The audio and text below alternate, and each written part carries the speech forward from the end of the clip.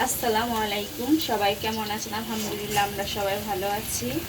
অনেক দিন পর আজকে থেকে ভিডিও শুরু করলাম, অনেক দিন যাবত ভিডিও করিনি। আজকে রাতে রান্না করতে চলে আসছি। এখানে রাতের জন্য এই যে টমেটো আমি যে ফ্রোজেন করে রেখেছিলাম ফ্রিজে, এটা চাশনি রান্না করব। এই চাশনিটা আমার ছেলের খুব পছন্দ, আমি সবসময় বলি। আর এখানে যে নরম ইলিশ মাছ, এটা আমি একটু হলুদ আর একটু লবণ দিয়ে সিদ্ধ করে নিয়েছি, কাটা বেছে ঘন্টা রান্না করবো লেবু পাতা দিয়ে। এটা কিন্তু খেতে অনেক মজা লাগে। এখানে আমি চাশনির জন্য রসুন আর পেঁয়াজটা ভেজে নিচ্ছি।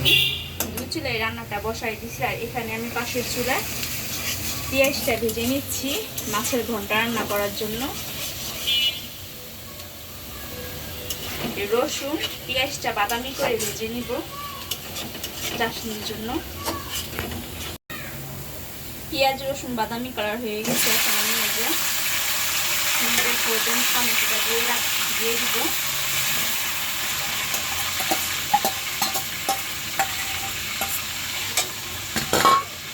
এটা আস্তে আস্তে গলে যাবে, অনেকক্ষণ সময় হচ্ছে এটা নামায় রাখছিলাম, কিন্তু এখনো আইসটা কাটে নেই। টমেটোর চাশনিটা পাশের চুলায় দিয়ে দিয়েছি, আর এখানে আমি মাছের ঘন্টটা রান্না করে নিব। পেঁয়াজটা নরম হয়ে গেছে, অল্প করে পানি দিয়ে দিব মশলাটা কষানোর জন্য। এখানে আমি অল্প একটু আদা রসুনের বাটা দিয়ে দিব, সামান্য দিলাম। এখন সব গুঁড়া মশলাগুলো দিয়ে দিব।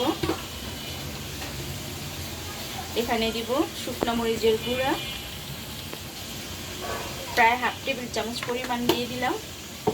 দিব হলুদের গুঁড়াটা আমি হাফ টেবিল চামচ পরিমাণ দিয়ে দিলাম। এখন দিব ধনিয়া গুঁড়া।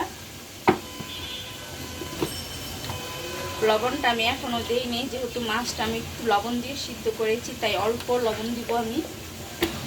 আর এখানে কথা বলতে বলতে হাফ টেবিল চামচের কম আমি ধনে গুঁড়া দিয়ে দিলাম। এখন দিব স্বাদ মতো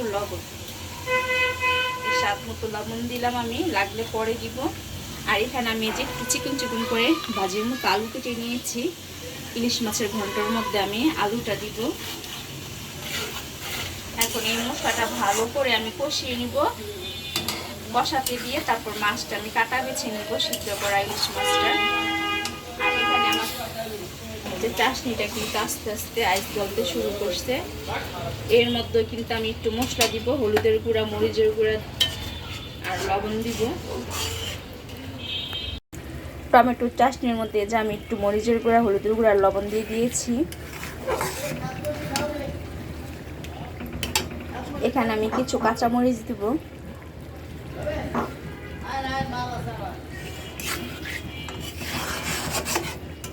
এটা টক টমেটো, দেশি আমাদের টক টমেটোটা, এটা কিন্তু চাশনি রান্না করলে খুব মজা হয় খেতে।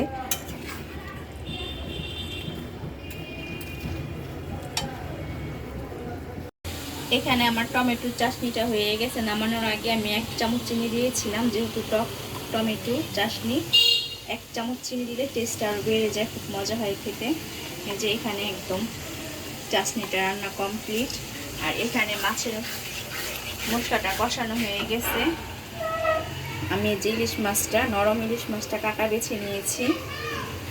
এখন এই মাছটা এই মশলার মধ্যে দিয়ে দিব, আর সাথে আলু একসাথে সব দিয়ে দিব। এখন মশলার সাথে ভালো করে কষিয়ে নিব।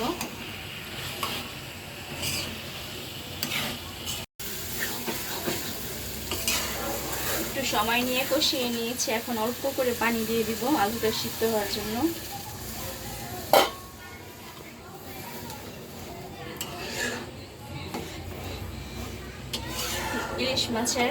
নরম ইলিশ মাছের ঘন্ট খেতে কিন্তু খুব মজা লাগে।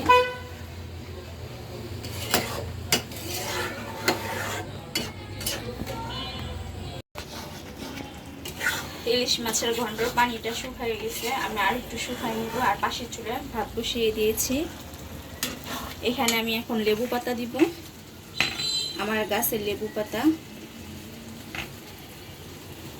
এই লেবু পাতাটা খুব সুন্দর ফ্লেভার, মানে খুবই সুন্দর গ্রাম লেবু পাতাটা।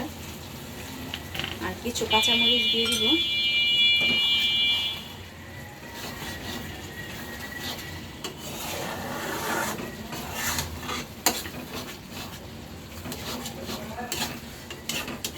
আমি আর একটু পানি শুকাই নিব।